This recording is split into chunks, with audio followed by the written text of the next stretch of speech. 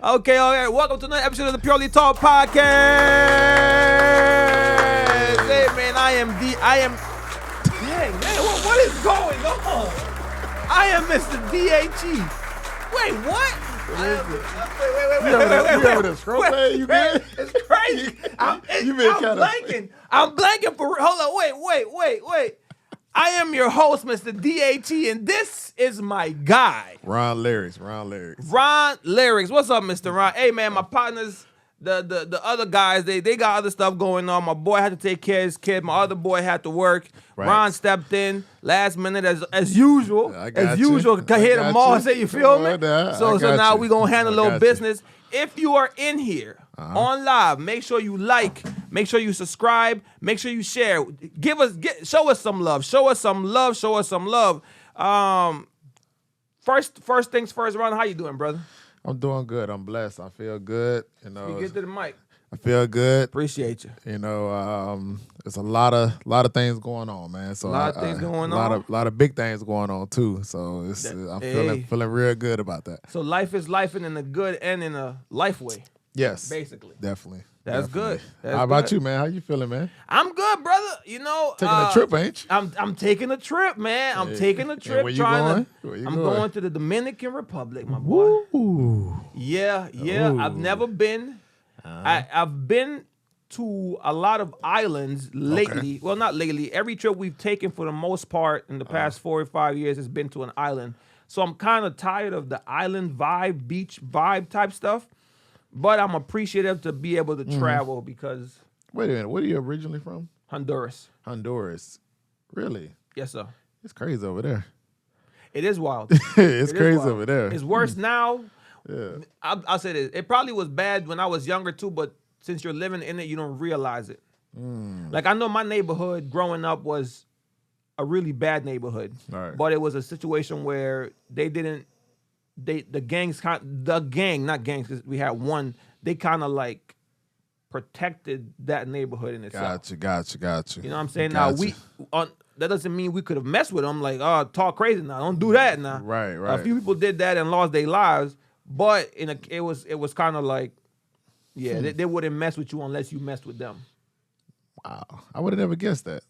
I know I probably heard you say that before, and I think... No, I've never said that unless you saw it in the podcast. I've never said that while you've been on the pod before. Wow. Yeah, it was rough. Hey, but we grew up in a very... I work with a guy in Houston. You know, me and him both were supervisors, and it's kind of weird though, because he looked kind of Puerto Rican, Mexican. Like, I don't know. He looks Hispanic.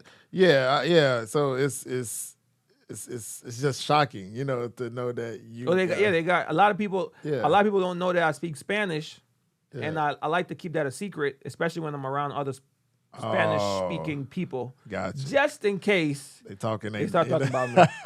Just in case they start talking about me, because there's been experiences like that. My uncle has had a few experiences like that, so I always keep it in the back of my mind. And my wife be like, "Why don't you speak more Spanish?" I'm like, "Because I don't want nobody to know."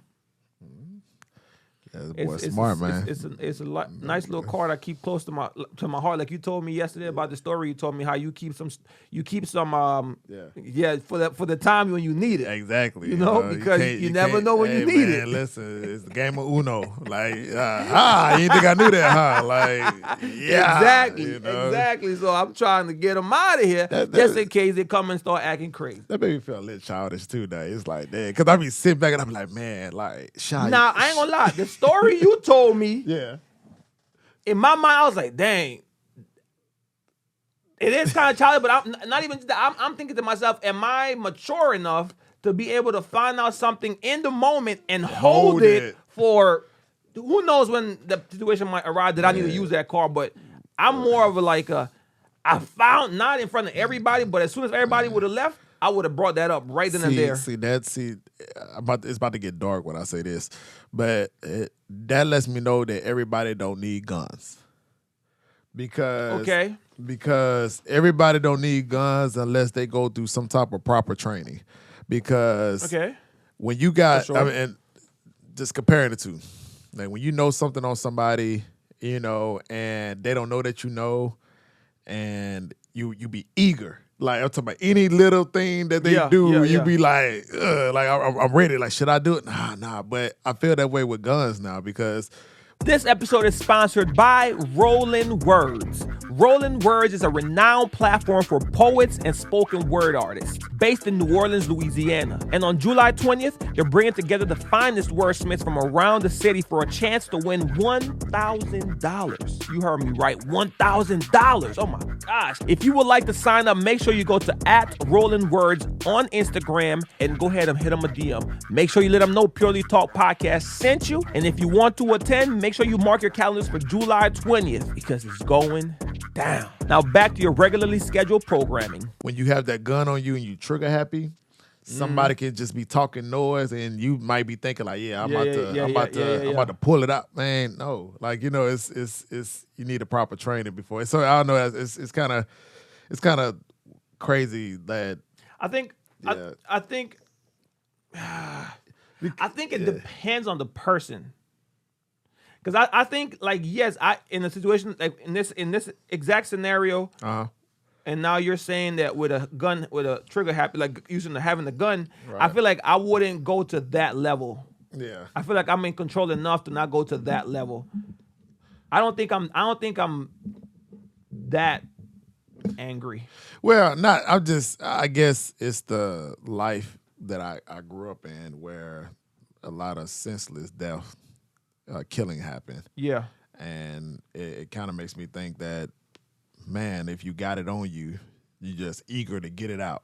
I've seen that. So, I guess it just made me think about like, man, it's hard because you just want to react immediately. Yeah. You want to do it in a big way, but sometimes you just got to be strategic, be smart, and in that case I was. Way to move. And I was. Did it ever come a time? People, we can't tell you all the story because it's a personal story, but did it ever come? Have you used that card yet? Oh, yeah. Oh, okay. Yeah, I used that card. Yeah, I already used that card. Okay, how long after the fact did you use that card? I wanted to use it every day. Like I wanted to use it every day. Right. And just to the ones I can keep it short. To the ones is that when you with someone and then you find out that somebody tried to talk to somebody that you are talking to or involved with and everything, and you found out about it, and even though that no harm was done, but you want to kind of let that person know, hey, I do know this. That you try to keep it away. So in this case, I probably held it for maybe like a month and a half, 2 months. A month and a half? Okay, well, yeah. I guess that's not bad. Maybe I can hold it for a month. No, I don't know, because the last time I found out that was happening in my relationship, I woke the girl out of her sleep. Hey, get up. What is this? What is this? That girl started crying. She said, wait, what do you mean? Dog. And then the crazy thing about it is, I scrolled. Once I saw it, like you said, I scrolled all the way, and all I saw was, wake up, explain. You can't, get out. Yo, listen, now. Hey, in my case, in my case, it was funny because me revealing that didn't have nothing to do with the argument. I think we was talking about like house chores or something. It was like, man, he said, man, if you don't start picking your stuff, I said, you know what? It was. Oh no, you wasted your Uno. You wasted your reverse. +4. She was getting the best of me, so I had to like, man, you know what? What you gotta say about that? What you say about that? Why you up here worried about house me not chores? Picking up my shirt or my pants? Why don't you worry about that? He probably was like, wait. Whoa. Wait, what? Where does this came from? I said, this is so random. Wait, what? What does this have to do with this? It was like, see, yeah. That boy crazy. Yeah, that man crazy. I wasted my draw phone on that one. You did, my boy. I'm not gonna hold you. I wasted my draw phone on that one. But you got a chance to use. I'm thinking you was saving that sucker for like a good argument. Nah, like whenever it was just one of them things where. Remember that story you told us on the podcast last time, where the phone number. Oh yeah, the girl walked up and you got whatever. That would have been a perfect time. Well, you did Yeah. X, Y, and Z. That would have been perfect, but that already been happened though. So That was okay. I got you. It would have been perfect though. That would have came in clutch. I just know that when I used my drop forward, it ain't had nothing to do with the situation, boy. It was just Ron. I was just eager to use it. Ron said he wanted to use it every day. Oh, say one more thing about them dishes. It was just, say one more thing about them dishes. Anything like what? You ain't do what? Hey, and that do you think men are pettier than women? I think that women are rightfully more emotional, but I believe that man is wrongfully emotional. Ooh, break it down. By wrongful, I know rightfully. I know that rightfully emotional. That's the one. That's because it's unfortunate, right? And I think that we're getting better. But if a woman act out of emotions, it's easy to just say she's a woman. She's a woman. That's how they feel. They get in their feelings. You know how women are. Women be like that. X, Y, Z. That's it's like right. Like it's.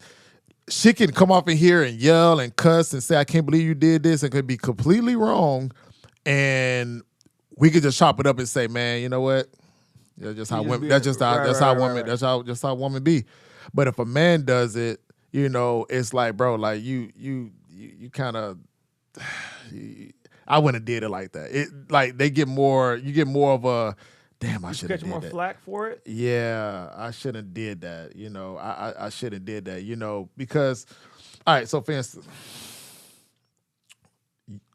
usually when a woman going through something, her friends, community, or whoever she talks to, they know about it while it's going on. Like, why that happened. They just say if girl meets guy and they're in a relationship and then a guy mess up, do something wrong. Yeah. Her friends know because she's talking on the phone with them. She's going to let them know immediately? Friends know, mama know, maybe whoever, like they know.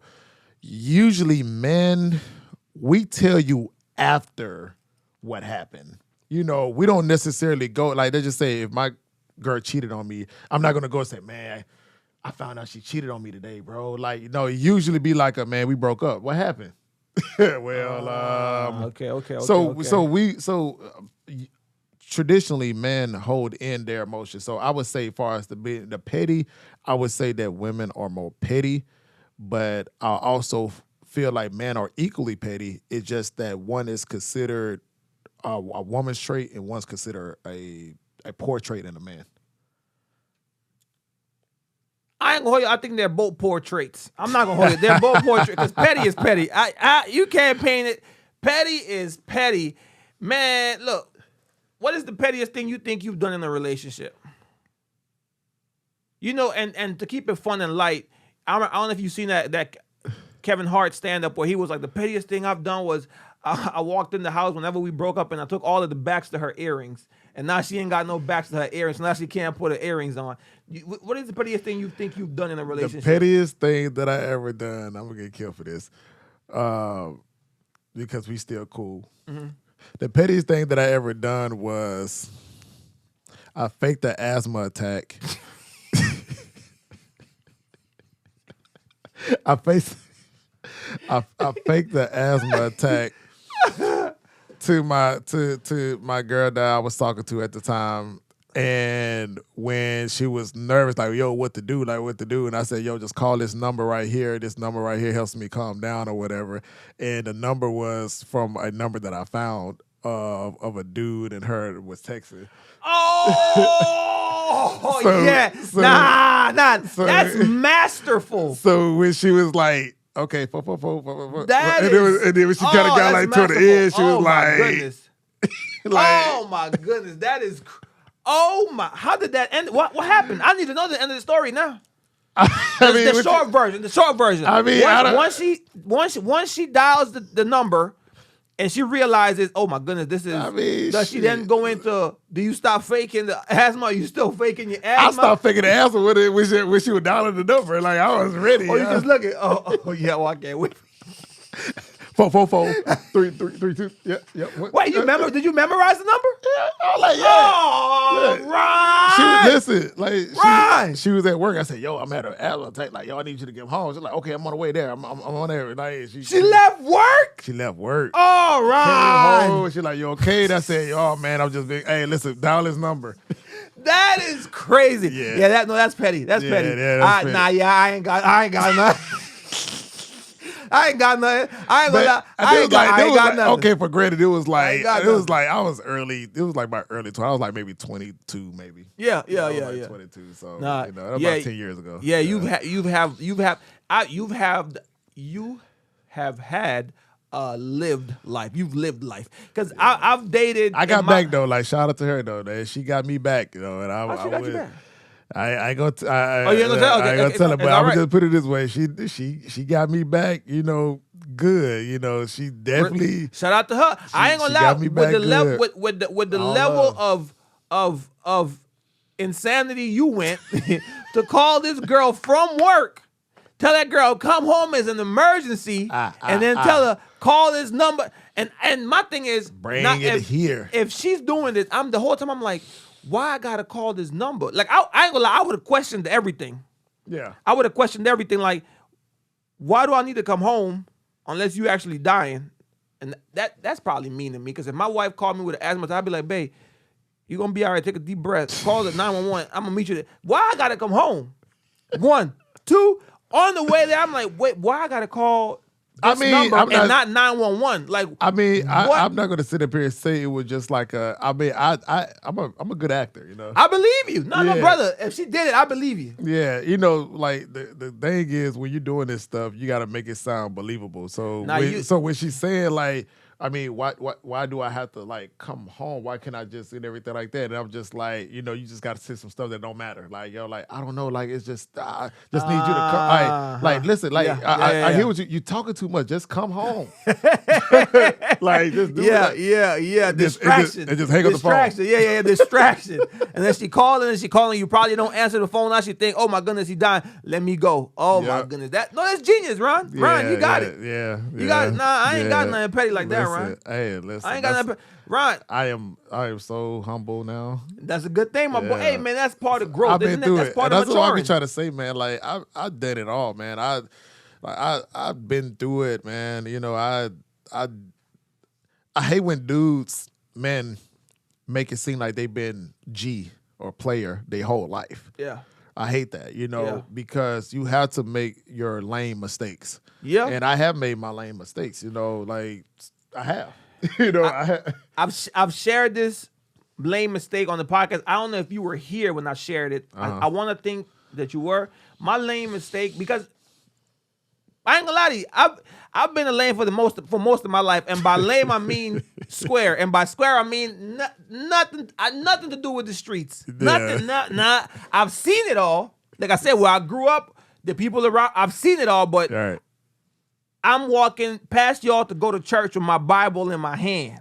Okay, my mama gave me $5 to put in the tithes, and I better not spend it. We used to spend it. Sorry, ma. We used to spend it on the way there. But I've been a square my whole life, so I have no real G stories.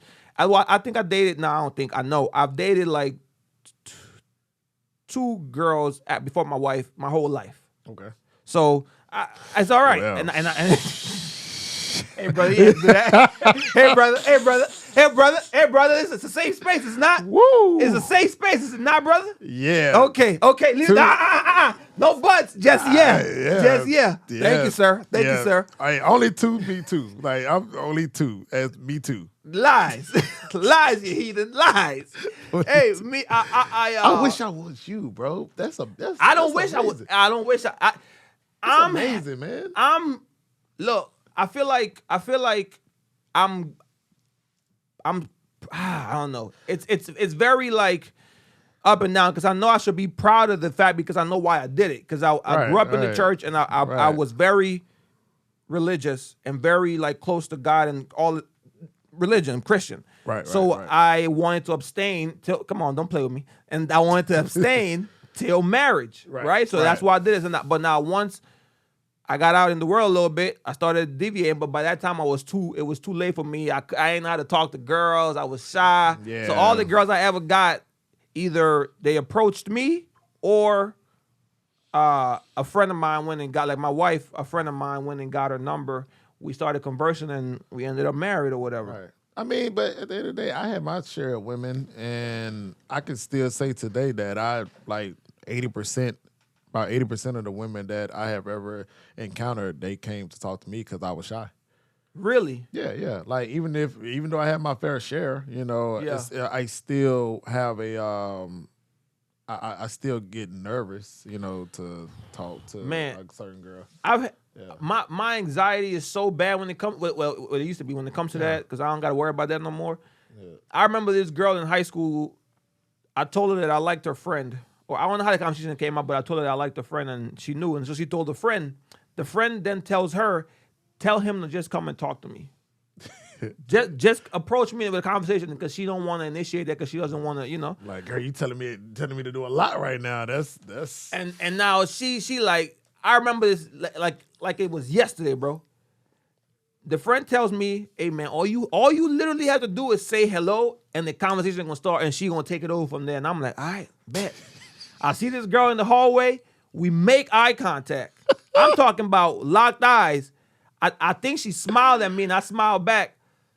As this girl is coming to me, I'm like, "Okay, I'm about to do it. I'm not. No, I'm not. And I just did this, and then she just kept going. I was like, "Oh my goodness." I regret that moment so much in my life because I'm like, bro, that was the moment. that was the moment. Yeah. And the girl is telling you, all you gotta say is say hello. That's it. It's easy. It's easy. She doesn't want to initiate it. She wants you to initiate it. And that's how I just been too. But you shy. know what? Like, one thing that I learned bad. about myself is I know my environment.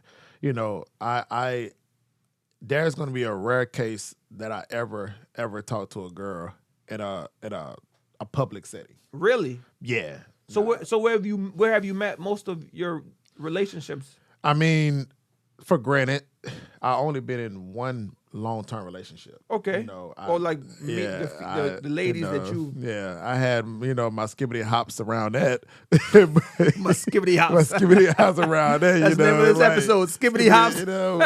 But it's only one person that I was with for about 10 years of my life. So, we met at a show that I was doing. And and we kind of went from there, So I never really had. I'm gonna put it this way: I never really had the space. I have talked to girls in the club before or whatever, but it's uncomfortable.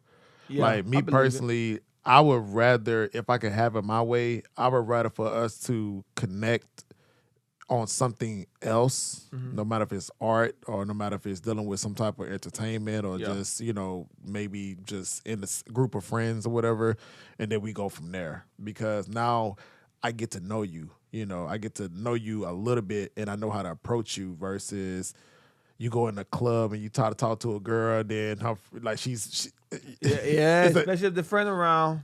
With the friend around, it's a different person. It's a completely different person. I've seen it. Yeah, I've seen it. It's a different person. Especially if the friend thinks you're attractive. Because my first ex, one of the girls that I actually dated, she had a friend. I don't know if she thought I was attractive or if she liked me or something, but it was something where she didn't want me to be with her friend. So now she's doing everything in her power to get her friend from like giving me any time of day. Right. I'm like, so I understand whenever they're around their friends, it's a different story. So it's always best to catch them alone, unless you are a well-rounded person as far as like not shy and you know how to make everybody laugh. Yeah. I feel like I have to get comfortable with the group to be able to like, all right, I'm gonna make y'all laugh. Because before that, you'll think I'm just stuck up. If anybody meets me in the streets or sees me, they'll think I'm stuck up. They'll think I'm like, I think I'm too good. I think I'm better than everybody. I get that a lot. But it's just I'm super shy and I'm super like, I don't want to make the first move kind of thing. I commend those guys. I mean, I got a couple of friends. I commend them guys that can literally go into a party club no matter what. Yeah. And they can come back and yes, sir. Like, hey, I got two of them. Like, meet my friends. I'll just be like, shout out to you. For because sure. I don't even know what the punchline be. Like, How do you initiate that conversation? And they always say, or they always say, all you gotta do is go up and say hello. And I'll be like, it can't be that easy. It can't be that simple. That and maybe it is. I've never tried it, easy. but I don't think it could be that simple. It's not that easy. But you know what? I realized, I did find out. So guys that do that, they don't care about rejection. Yeah, you gotta not care about the yes. Like I've seen a friend of mine, he got rejected from the same girl about 5 times, and he was still like shooting his shot, and to the point where it became comical, where she found him funny, And I'm like, wait a minute, she's not now. She's laughing at him in a good way. Like, he was like trying to buy her a drink and everything. She was good. And then he was like, yo, I'm trying to get your number. And she was like, yo, no, I'm trying to get a dance. And then it went from there to like, man, you know what? I'm about to leave this club.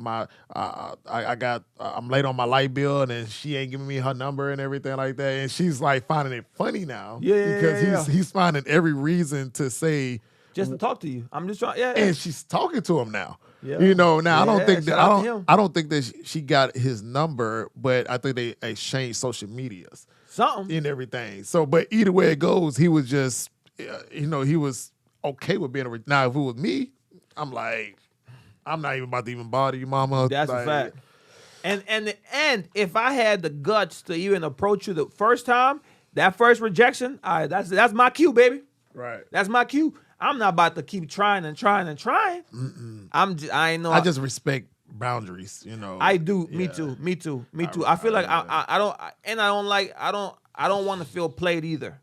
Because now I feel like, and even though you're not playing me, because I'm putting myself in a situation to continually ask you the same question after you done told me no. Right. I just don't want to feel like, I don't know. I just don't want to feel like you playing me. You could bring it in maybe this way. Yeah. Where? What you needed? No, I'm good. Okay. It's good enough.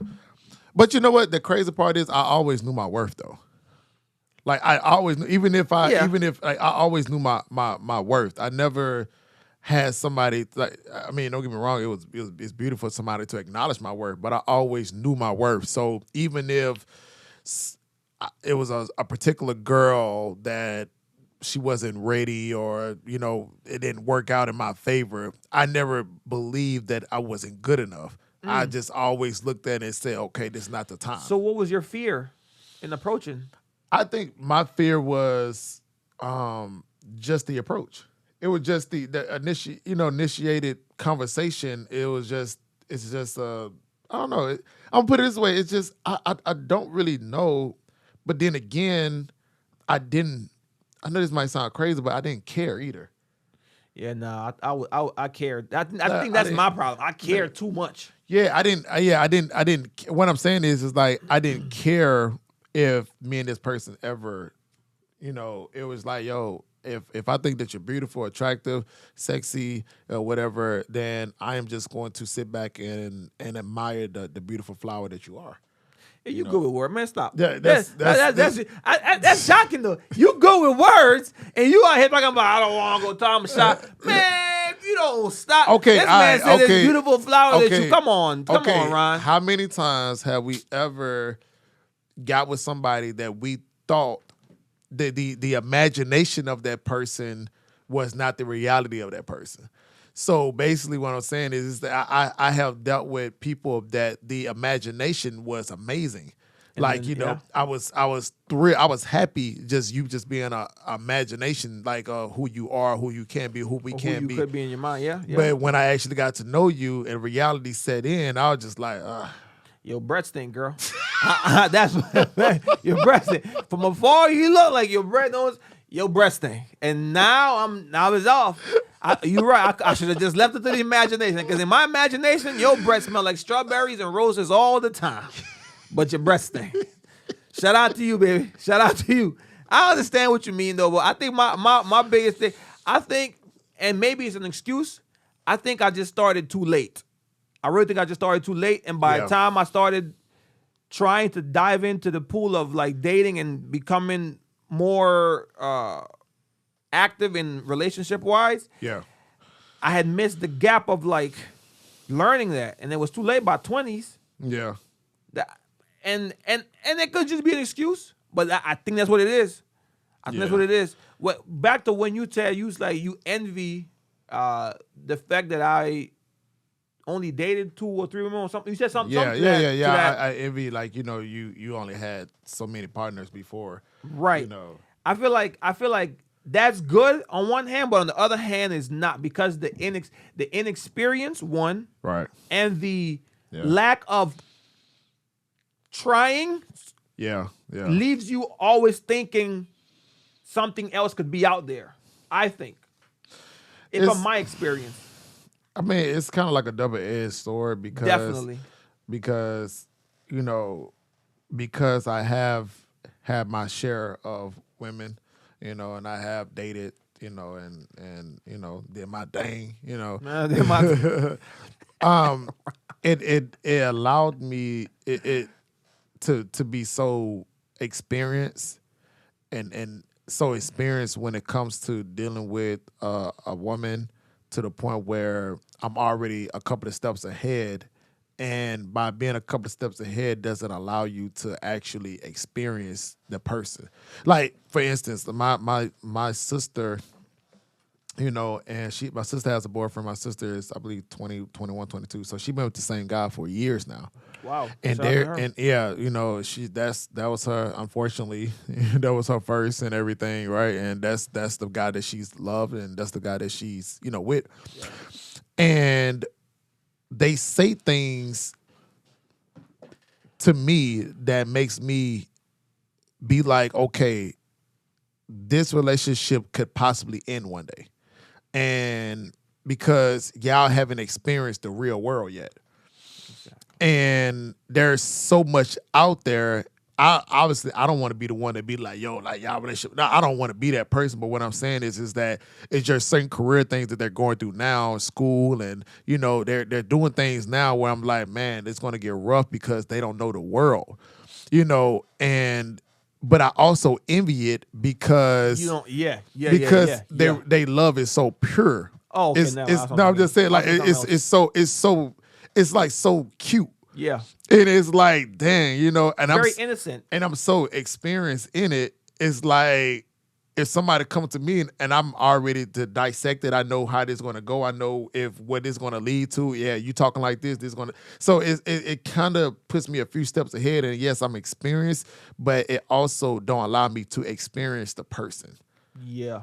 If that makes sense. It makes a lot of sense. It makes a lot of sense because it's almost like, but in a way, it's almost like you're the pessimist in the situation because you've seen the other side and what it could be. So your mind probably not, but then again, you've experienced it a lot. So maybe maybe you know that what is going to end up being because you've had so many experiences. But then also there could be outliers. That relationship might be the one to make it past, When you go through your first, like your real first heartbreak, that's tough. When you go through your first real one, so there's the middle one is the worst.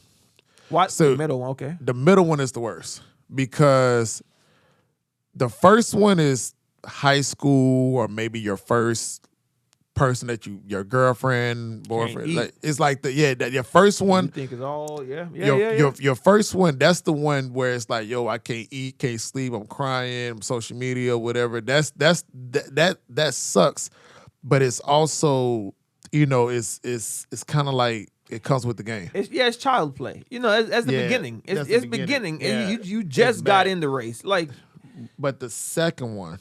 When you know a little bit more now. That second heartbreak, you don't see it coming. That second heartbreak, you thought you figured it out. That second heartbreak is you thought that the first heartbreak was to lead you to this. And you're supposed to do that. Like, everything's supposed to be good. Yeah. That second heartbreak, is what's going to determine the type of person you're going to be for a long time in the next few people that you interact with. I've heard that. I remember there's one guy I knew back in Honduras. He was like that girl. I don't know if it was the second one or it was the first one that he really loved, but that one that he really loved broke his heart so bad that after that he was like, he is never being. So this dude said he purposely cheats on every girl he's with because that girl broke his heart so much. Yeah. And I think she had cheated on him, so he was like, "Oh, these girls is for the streets." Yeah, that second heartbreak is that tough. Second big heartbreak. Is one of those ones that's going to like alternate your way of thinking. Like even if that perfect woman, man, come to your life right now and say, "Hey, I want to be this to you," and everything like that, and it's like, well, we'll see. Yeah. They already broke that. They already broke your innocence kind of way. They already broke that like believing in fairy tales mindset. Now I'm like, I don't need, man, that last thing broke my heart so much. I don't even think this is real. But let's see. That's when you let go of all the Disney movies. There you go. Like no more fairy tales. Ain't no prince coming to save. Ain't no none of that. This is real life. Nah, it ain't none of that. Like, and that's when, you get into survival mode. And now you're just, you still have a heart, but you're also surviving. You're doing what makes sense logically. Like, okay, maybe this person is not the best looking person in the world, but this person is more stable. This person right here. I don't think you go from that second one to that. I think after that heartbreak, you run through the streets till you realize running through the streets ain't gonna cut it.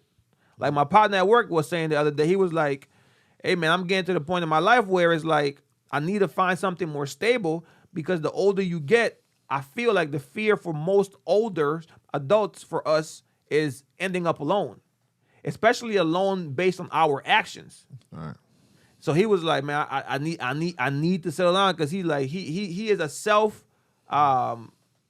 self-described hoe. So he's like, "I need to stop these ways." And I'd be like, "Yeah, my boy, you need to stop these ways. I'm about to go home to a home cooked meal. Me. What about you?" He said, "Popeyes got some chicken every day." You right? I am mad at you. But I think we agree though. When you go through that second heartbreak, you're looking for something more sustainable. And that's yeah. And you now you understand the game, the world you're playing in. I got a question for you. Yeah, let's go. Drake. Okay. Right? Some stuff leaked about Drake. Okay. And old Drizzy went on the shop a few years ago and said none of the real hits that made him the great that he is were all of the hits that he wrote, all of the hits that were hits that made him the great Drake that we consider him now, he wrote. A few days ago, some reference songs leaked that proved that some of the songs that he was claiming that were written by him weren't. Exhibit A, Mob Ties. I don't know if you're familiar with Mob Ties. I love that song. Great song. And I'm not a big fan of that song, but it was a popular song. It was one of his Ratchet Happy Birthday. I know we put to bed the fact that Drake doesn't write his lyrics and that he's still considered one of the GOATs, if not to some people, the GOATs. Right. But if songs keep leaking, not basic song like great, because Mob Ties is one of those. If great songs keep leaking that he didn't write, can he still be considered someone? Well, obviously it's objective, so it can't be considered your GOAT, but can he still be considered a GOAT, like an actual, like, or we gonna put him in the? Never mind. Yeah. So, one, unfortunately, how do we know that there was leaks? I'm sorry. How do we know if there was leaks? Because we heard it. Okay, so Drake is known for writing songs for other people, right? What if that was a song to that person that he was selling it to? I mean, Drake, I ain't gonna lie, I'm a Drake fan, but this guy, he gonna find a way to cape for Drake, because I don't understand what he's saying. Please break it down, but break it down short and simple for me. Sweet and simple. All right. What you mean? Let me tell you, the song Mob Ties leaked. Party Next Door is doing the whole song. The way the voice, the everything, it leaked. So now okay. Now take it from there. Take it from there. So that's the leak. Now, what you saying? One thing I'm saying is that I'm asking. It's two parts of this question. Like, one is, how do we know that that song that came out was a leak from a song that somebody wrote for Drake? Because when you write a song for somebody, you're on the credit of the song. Right. Right? You know, that's how you get paid. Right. So if you're not on the song, then how can you say that you wrote a song? Like, all right, so for instance, you know, back when I was writing music, I used to take instrumentals from like T.I., Jeezy, and everything, and I used to make a song that's similar to the beat to what they already wrote, just in my version. So what I'm saying is that if you don't have no paperwork, no check, no name, no anything, how can we got him? Huh? We got him. What? We got him. What? Party Next Door is on the writers. Okay, cool. Right. So he's getting a check from it. All right, cool. So the song's about Party Next Door? I don't know what the song's about. Mob Ties, man. Mob Ties. That's what I'm saying. Like, Party Next Door had credit, right? Yes. And so if it's Drake and Party Next Door, then they made the song. No. Okay. All right. So all right. Let me. All right. So let me break this down. These Drake fans, boy. Hey, if you It's make sure you like and share. Please it don't got nothing to do with Drake fans. It just got something to do with the music industry. See, the issue is that people look at the music industry back when it was back in the day.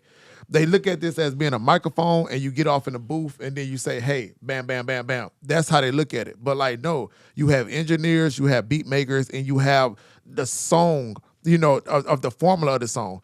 When you listen to, wait a minute. Stay focused. Come on. When you, I'm answering. Come when on. you listen to that other dude's song, Mob Ties, and you listen to Drake's song, are they the same? Yes, that's what a reference track is. I go in the booth, I rap it, and then you come in and you do exactly what I did, but it's your voice. Your voice is bigger. You're gonna get the more. So I'm asking you, that song was 100% the same, brother. All right. If I wouldn't get fined, or if I wouldn't get whatever the we're gonna listen to it after. I would. But you know, but I'm gonna show you a little bit. If anything, I'm gonna mute it. Mob Ties. I listened to it, and I'm talking the one with Party Next Door. I want you to. I'm sorry. It wasn't. That's what I was trying to say. It wasn't him. It was Bori. Either way. That's what I'm saying. No, it's the same thing. And he wasn't on it, right? Take it. Hey, hot. Different. What? It's the same thing.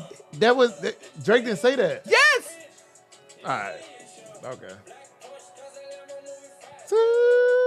Come on, you even know the ad-libs. You even know the ad-libs. It's the same thing, brother. Hey. Hire some helps. Get rid of it. But fuck what it was. It is what it is. Whatever you did, it is what it is, and I'm so tired. Knock you off and play their ties. What is it? They want me going, and I don't know why. Hey, it's too late for all that lovey-dovey. Y'all remember it? Okay. It's the same thing. So now, obviously, he's doing it in his style. His style. But the fact is, someone wrote the song for Drake that Drake is claiming they didn't write for him. But what I'm asking you is this guy on the reference? Is he? I mean, not reference. Is he on the credit? I don't know what this dude's name is. There's a bunch of people on here.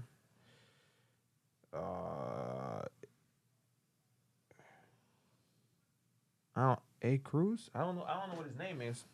Okay. All right. So we'll figure that out. Yeah, so what I'm trying to say is that that's believable though, right? It's believable that Drake didn't write it because of the antics around Drake. That's believable. Okay. So what I'm trying to say is that if this guy just randomly pops up It says, okay, it's a picture of him. His name, he's getting credit. Yeah, Tavoris Hollins. Yeah, he's on there. that's him. Yeah, that's him. Tavoris Hollins. His artist name is Vori.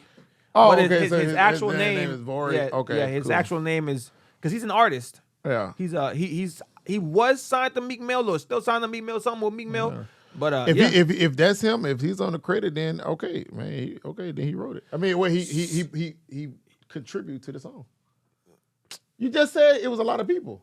So I'm saying no. Yeah. But we can see. But okay, so can Drake still have that status as a GOAT if he's had an entire songs entirely not songs? Yeah. Hip hop songs, because that's what makes it. That's what makes the argument that people have against Drake with the rap. See, I'm with him, but we keep hearing songs leaked that he keeps talking about. It's not true, man. I wrote all of them, all of my hits. If we keep hearing these, I mean, I guess can Drake be considered the greatest MC of all time? Then no, because he's if he has help writing his music, even though that he writes music, right? Yes, yeah. But like Eazy-E cannot be considered the greatest MC. Nope, yep. But is he considered the biggest hip hop artist? Yes. Huh? Wait, hip hop art. No. Oh, Drake. Okay, yeah. For sure. Artist. Yeah, for sure. Hey, okay. Yeah, I'm just making sure because you pulled out that cape to try to save your boy, and I know you're very loyal to him. So I just want you to be unbiased sometimes because I don't understand where the defense be coming in. Well, I have a brain, so I had to analyze the situation. I didn't have no problem saying if it was what it is, but at what I have, what was in front of me, I was like, there could be anybody that says that. Anybody can say, "Yo, I wrote Drake's song and put a reference track out there." So for you, what solidifies that he has to be named on the credits? Yeah, that's how that works. Gotcha. Yeah. So I didn't. I mean, know. they have ghostwriters that you sign up, but that's why you're a ghostwriter. Man. Your name doesn't appear, but you get paid. I don't know if it's a smart thing to be, but you still. It's like I look at this different. Would Michael Jordan be Michael Jordan without pimping, right? But what I'm saying is that everybody would say that Michael Jordan would not be Michael Jordan, because he didn't start winning rings until he got pimping. Right. So I look at it that way. Like, do it take a group effort to be able to make a massive hit song? I just look at it that way. I believe that Drake is obviously super uber talented. I also believe to be on the run that he has been on, to have a hit at least every year, 1 or 2 hits a year, you need help. I'm not gonna take that away from him. My argument was just coming in where it's like, if you're saying that you wrote these hits, and you know what I'm saying, because if you find out somebody wrote God's Plan or like his big hits, it kind of changes how we view him. I think, my opinion, he's still great, but it's like. I see it a little different, but it's okay. It's okay. I understand, my boy. I mean, don't get me wrong. I used to think that way. I used to think that you had to rap it, live it, do it, write it. You had to be in the studio and everything. But Kanye West is considered one of the greatest, and he has writers. But not rap. He's not considered one of the greatest MCs. Yeah, that's what I'm saying. That's what I'm saying. Like, we're talking about MCs, then that's a different conversation. For like, sure. Kanye West and, like even the GOAT Lil Wayne, like it's coming out that, some people was writing for him. So, so it's just kind of one of those things where if it's kind of hard because the industry is so tricky because you got so many, people that got their hands in a pot. But if you want to say MC, because of Drake got that on him, that stigma on him, then no, he cannot be considered, in my opinion, the greatest MC. Okay. But far as artist-wise, far as the product of being an artist-wise, then nobody today is touching Drake. And we can end it with this.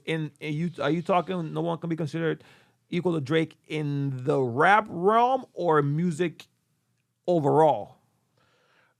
I can't say music overall because you got like Taylor Swift and stuff like that. Right. Yeah, but I'm talking about. Let's keep it urban then. Just anything black, hip hop, R&B. Drake as of artist. Drake as a hip hop, urban black. Yeah, urban. Just so artists, but in the urban world. So R&B, which is black, and hip hop, which is black. Could he be considered the greatest of all time in our Drake group? Drake would be Artist. Drake would be considered he's the artist of the decade, and that cannot be taken away from him. Okay. So by him being Last decade or this decade? Last decade. Okay, yeah, obviously this decade just started. So he's the artist of he's the artist of the decade. Nobody yeah. nobody has had a run like a 10-year run. And hip hop, your run is approximately 2 years. Yeah, I agree. You know, lucky if you have 3. Yeah. You know, who's number 2 in your book? As far as Artists of the decade. Of the decade? Uh-huh. I would Urban, say yeah. I would say the exactly how the stats is Drake, Kendrick, J. Cole. Okay, so Yeah. okay, so you still give because I mean Yeah. I know your animosity. Yeah, I know your animosity towards K-Dot. We ain't gotta go into it. But I know how you feel about him. We've spoken about it, so I know how you feel. So I didn't know you was gonna rank him that high, honestly. Yeah, but that shows me that you're not really that biased. You don't like him, but you'll be real. You're real. And I am from the South. All right, I am born and raised in the South. I want y'all guys to tell me this. Name me one artist that's from the South that can go 4 years without dropping an album and still be considered the GOAT. If you tell me that, just give me one artist that can go years without dropping an album from the South. Their argument will be, and I don't agree, I'm saying their argument would be I'll say this, if Wayne drops a Carter 3 every 4 years, he can still be considered that. I think. Nope. You don't think so? Because after Carter 1, Carter 2, and Carter 3, that was it. That's my point. But I'm saying And he was dropping projects before then. But Lil Wayne has dropped albums now, and he dropped another Carter. I think he's dropping and nobody. It's not the same. It's not the same. Come on, now. Like I'm just saying, his theme slowed down. It's not the same. It's not the same. He did his numbers, but there's nobody from the South today. Lil Wayne drop an album right now. If he drop it, we don't care. We don't care. We don't care. We don't care. We move past that time of Wayne being that guy. Yeah. Whenever he had his moment, he had his moment. Now, obviously, we still hail him as, as one of them for sure. Right. But like he can't do that right now. But what I'm saying is, like, in that time, whenever he was hot, I think he had the leeway to do that every 4 years because of the content. It wasn't Who? Wayne. Wayne. I feel like his content was amazing. And at that time, we hadn't heard nothing like that, I feel. So, and I could be wrong because I didn't grow up in America. Basically, maybe there was another way. What happened with Wayne is the greatest of one of the greatest rappers of our generations. But what Wayne has done, he has created expectation that now it's almost like if you go to a fast food restaurant and you get your food like that, and then now you go there and it's like, it's easy to say, man, this ain't the same. This restaurant is not the same. Lil Wayne was giving us mixtape albums, mixtape features. He was on everybody's song, and now he took that 1 year off. It's like Wayne not the same. It's like I think his frequency went down. And he switched on us. I feel like he left us because whenever he went super auto-tune and like super singy, I feel like he left us. We didn't really want that way. That's something deep. That's deep. I'm dead serious, bro. I feel like I was like, this no, and then he kept doing that rock stuff, and it was like, we understand he's trying to experiment, but you know what? Whenever you do come back to that, I feel like came back. I feel like the issue with Wayne, in my opinion, and not even an issue because he's rich or whatever, but he's good. Is that we never seen Wayne elevate. Nah, I don't think so. Oh wait, let's hear me out. You had Jay-Z, a rapper, then he became what he is, right? Oh, that's what you mean by right. Yes. You have the Birdman. He was a rapper first, and then now he's whatever. Then you have somebody like even Rick Ross. He was a rapper, but then guess what? Now he got art. And we never seen Wayne get into like, and I know this might sound cliche, but we never seen corporate Wayne. We never seen Wayne, say, hey, I done it, and now I'm about to. Now, don't get me wrong, he got Young Money, but Drake is and Nicki and all these good, but we never seen Drake. We never seen Wayne, business attire or business mindset. We never seen him get into that. It's like he stayed a kid. And he's just skateboarding and and wearing crazy clothes. Like we never seen him elevate as a man. We just seen him stay in a rapper's position. And to his respect, maybe he never wanted to elevate to that next level. But maybe he wanted to stay a rapper. Maybe that's what his love has always been. And didn't have the, I don't want to say ambition because it sounds bad, but he didn't have the motivation to be like, I want to be in boardrooms and I want to start this whole. Maybe that's not him. But and that's fine. And I don't want this to come out and say that that's wrong. But what I'm saying is that we growed up. Now our interest is different. Now like you've been talking about lean, perp, weed, fucking bad. So you've been talking about that, for so long. Now we want to know, now we're at that age where, I invested in Tesla. I got, so many properties now. Now I got, I own half of New Orleans or something. We want to hear that talk now where it's like, ooh, like that Jay-Z talk. Like, it's like, man, like this dude came from this. Me personally, if I had to pick between Birdman and Lil Wayne, who I am, I'm going to have a conversation with Birdman. Or Jay-Z, or Rick Ross, or some. I'm not gonna have. I don't even want to walk in a room and be like, yo, like Wayne, I want some business advice. Yeah. It's like, I'm not gonna ask you that. If I'm an artist, I'm gonna ask you about that. Yeah. But when it comes to business, because we have seen that, you went years without having your money in order. Yeah. And that was a big explosion, right? So that let us know that, you don't got your money in, your business, you're not business savvy. Yeah. I think he had Chuck Fitz, I think. But yeah, he had he did some stuff with skateboards. I mean, he had some stuff, but like you said, it wasn't the business oriented. He's never been there, and I think he has not a handler. I guess it is a handler that puts him on to that kind of stuff that does the business side for him because that's not his, So and that's fine. He got some people that doing that, but it makes us. Yeah, I understand. It makes us like, yo, like you're the that content old guy never in the party. evolved, which is what you're supposed to grow with. You're supposed to grow with your public, with your fan base, because we all started at 16. We're now 32, and we don't want to hear the same thing that we was hearing at 16. I get it. Get it. Shout out to Wayne. Shout out to you're Drizzy. The GOAT, though. You're the GOAT, though. For sure. Shout out to everybody. Shout out to Ron's ex-girlfriend that he called on the phone and told him he had an asthma attack. Shout out to Ron, man. That's the pettiest thing I've heard. I got to ask the boys what they pettiest thing to do next time. But this is where we about to cut it.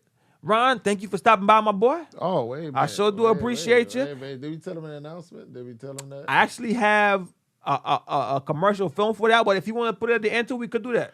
Okay, listen, it's going down. Hey, Bounce Poetry. Bounce Poetry is... Bounce, biggity, bounce, biggity, bounce, biggity, bounce, bounce, bounce, bounce. It's going down. Bounce Poetry is going to be on the 20th, man. And so it's going to be June 20th. June 20th. June 20th. Where's Gretna? Where's the ad? Do you have... It's going to be on Cables Drive, 3349 Cable Drive. It's going to be in, New Orleans. It's going to be the biggest poetry show of the year. We got Jelly hosting it. We got Hot Sizzle. He's going to come through and give us a crazy performance. We got the dopest poets in the city. You don't want to miss it. It's going to be crazy. Yes, and we're doing 2-for-1 between 9 and 10. Come on now. 2-for-1 between 9 and 10. So bring a friend. And come on. Guess what? I'm going to be there. So it's going to go crazy. And we also got $1,000 poetry competition. $1,000. Big money. It's in July. It's July the 22nd, right? It's July 20th. July 20th. Yes, sir. It's July 20th? Yes, sir. July 20th. Yes, so, sir. So July the 20th. Legacy Lounge. I got it memorized. It's going down, man. July 20th. $1,000 on the line. Yes, sir. $1,000. So if you come in there and you come to play. Are all the slots filled yet? No. So how many? Well, if you're interested in performing at the at the competition for a chance to win $1,000. Yeah. Slide in roll and I'm gonna put it at the bottom. Roll and words _ live. June Slide 22nd. June 22nd. Bounce Poetry. Bounce Poetry. It's going down. It's gonna be the Tickets biggest poetry show in New Orleans. Yes, it's available now. It's gonna be the biggest show of the year. Yes, sir. Like the 22nd of June. The and 20th. July 20th. We got a competition. $1,000 is on the line. Listen, $1,000 is on the line. Big bucks. One piece. Bring your let best. us pay your rent. Bring your best. And, you know, it's going to be sponsored by Rolling Words and... The Purely Talk Podcast. You heard. We in there, baby. We in there, man. Mr. Ron hit me up and said, man, I said, what? Of course. Why wouldn't I be? And I might be on stage. Hold on. Let me. I'm not about to be on stage. You about to perform? Let me fix it. Let me properly fix this. I'm gonna be hosting or co-hosting with my partner. Yeah, you know what I'm saying. We're gonna be in there. So if you want to come be entertained, if you want to come potentially win some money, when do the July 20th tickets go on sale? Or is that they all on sale now? Oh man, I should have said that. I ain't know. Okay, so like, July 20th ticket is already on sale. So if you want to compete, come through or slide in this DM. If you want to come be entertained, because it's gonna be a fire night. So you got June 20th, and 22nd. Yeah. So June 22nd and July 20th. Yeah, June 22nd and June 22nd and July 20th. Listen. I want y'all to listen to me. There's $1,000 on the line. $1,000 poetry competition. $1,000. It's $1,000 poetry competition. If you come into play, don't come. Do not come. Don't come. You're about to see the most lyrical, engaging performance that you have ever seen in life. It's $1,000 on the line. So DM me, Ron Lyrics, Rolling Words.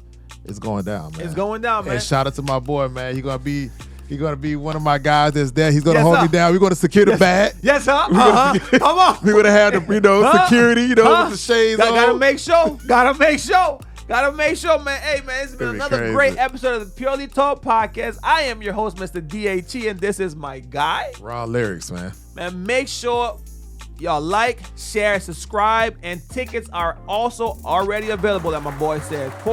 Closing quote of the day is, never forget what a man says to you when he is angry. Probably me. Cap. No. Cap, man. Cap. That's Cap.